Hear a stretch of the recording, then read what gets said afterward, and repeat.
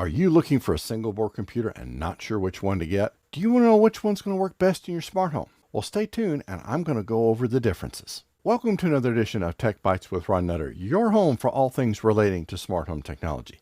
In this episode, we're going to talk about using the Raspberry Pi versus the Arduino in the smart home. Hi, I'm Ron Nutter, and we're going to be working on this together. This content is also available as an Amazon Flash briefing or podcast. Please go to techbiteswithronnutter.com for more information. For any items mentioned in this episode, there are affiliate links in the description. If you click on these links, I will get a small commission, but that won't affect the price you pay for the item. If you want to get notified when new content is uploaded, please click on subscribe and enable notifications. Now here's what we're going to be covering in this video, and we're going to talk about choosing a Raspberry Pi versus an Arduino for your smart home. We're going to go over a little bit of background. We're going to do a comparison between the devices, and then we'll talk about getting started. Now, first we got to give a little bit of background. We're going to do a comparison, so it'll kind of almost be happening at the same time. I've dealt a lot with the Raspberry Pi since the first ones came out several years ago. Recently gotten exposed to the Arduino Unos because this is something that there's a lot of potential for these devices. The question that drove this video was which one's the best for your smart home? Well, they both have a role. It's a matter of what you want to do with them and which one's going to be the best fit. Now, this is an older one. This is a Raspberry Pi 3B, but the 4 doesn't look that much different from an overhead perspective, except you'll have a different kind of USB port here. You'll have the slower one here. You can have, they have now 3 heat sinks you can put on this one. Instead of a big HDMI, you have 2 smaller micro or mini HDMI connectors. And then your power connector is going to change between the version. And up here, a little bit different, but just mainly from a size and connector comparison, I wanted you to see that one to start with. The history of them is where you start seeing the different features, pieces, parts. The Raspberry Pi came onto the game about 2012. The Uno has been out a little bit longer. It came out in 2005. Now, I've got one of the first Raspberry Pis, and it actually says 2011.12, so that by the time it would have been physically available, it would have been into 2012. Now, onboard storage is where you're going to see a little bit of a difference. The Raspberry Pi in the later models has gone to a micro SD card, so you can choose any amount of storage you want to. With the Uno, its built-in limitation is 32K going from the specs. Now, expandability, this is where you start seeing a little bit of a difference. It's a matter of apples and oranges. Raspberry Pi, we need something beyond what the main system has available. You'll hear the term called HATS, H-A-T-S. With the Uno, you'll hear something called a shield. Similar concept in what they do, they just have different names. Now, with the network, and this is where we'll go over this again.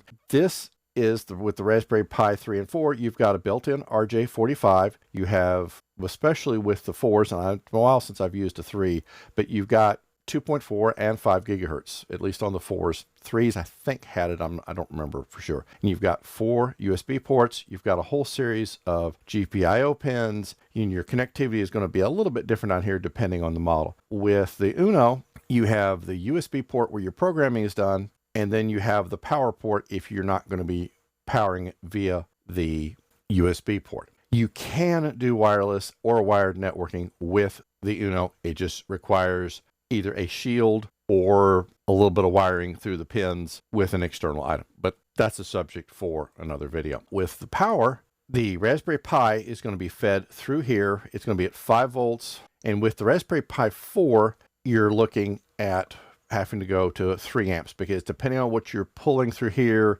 how much processing power you're demanding out of it, it's going to need a little more oomph. If you're going to run this in production and not be programming it, then you would power it through this port, and you can use between 6 to 20 volts. I've found a 9 volt adapter, and it's been just fine with it. The reason I'm hesitant to tie this port up is if you would need to do something while it's up and running, if you're powering it through that port, you've just lost a lot of your ability to be able to hook in and see what's going on, because getting into this remotely is a little bit different. And moving on, now this is another area where it's a little bit different. The Raspberry Pi can run several different flavors of Linux. The Arduino Uno is kind of limited from what I've seen, and I've had mine just a few days, so I'm still learning this. You have to use the IDE, Integrated Development Environment, and it looks like you're running some flavor of C++.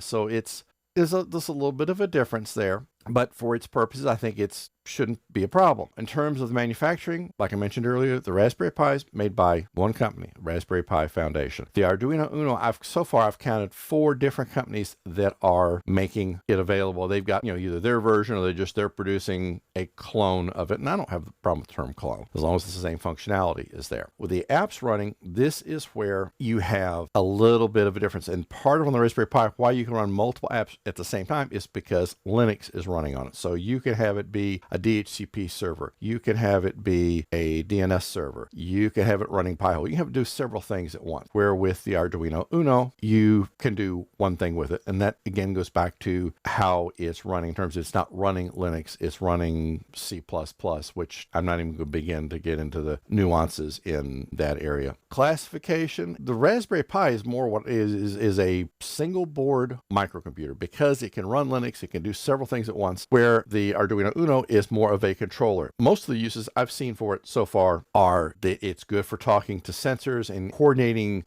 control of different things, where the Raspberry Pi can do it, but it maybe not as fluent at it, and you have to be a little more programming oriented. So that gives you an idea of which one you may want to look at, and I'm looking at both really because I can see a lot of advantages for the Arduino Uno. In fact, there's even one cryptocurrency you can mine with the Arduino Uno. So that's what initially got my attention. We've gone through a little bit of the background, a little bit of comparison. Now the question is how to get started. And then this is another area where there's no right or wrong way. There are starter kits you can get for both of these. And I would encourage you to look at the assortments available. With the Raspberry Pi, it's rather straightforward. There's a couple different platforms. You want to get one that has the board, probably some sort of case, and a power supply, and you can get your own SD cards because if you don't know how to burn an SD card, that's something you really need to learn to get the full use out of this thing, because you're going to have to be able to create, destroy, recreate, backup, restore. You got to learn all that with the micro SD cards, and that's going to serve you very well because this can do more than one thing. With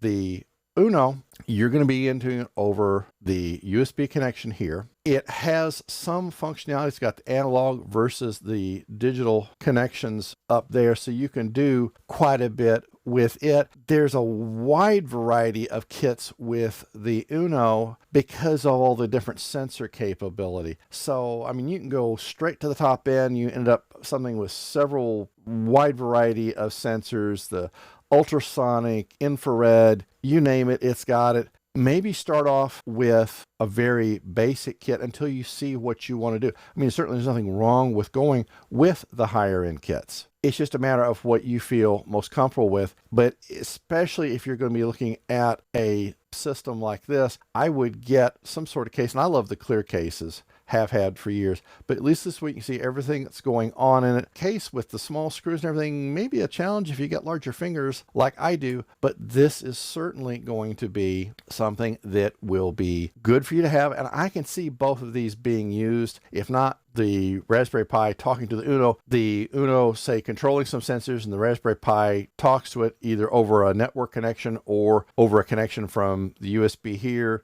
to the USB here. Again, there's no single way to do it. There's no one right way or wrong way to do it. So there's quite a bit available, and you're going to see videos coming from me in the next several weeks of different ways that the Uno can fit in. And I've already said there's one coming out where I show you how to do crypto mining, and really to get this to crypto mine took a fraction of the time that it did this because it was much less configuration and happened to burn cards. I just uploaded the code and this one was ready to go. But there's more than just that to it. If you're watching this on YouTube, you will see videos on the screen that are similar to the one you've just watched or other content that YouTube thinks you might be interested in. If this video helps you or provides value, please click on that like button, thumbs up. If you haven't already subscribed to the channel, please click on subscribe now and enable notifications.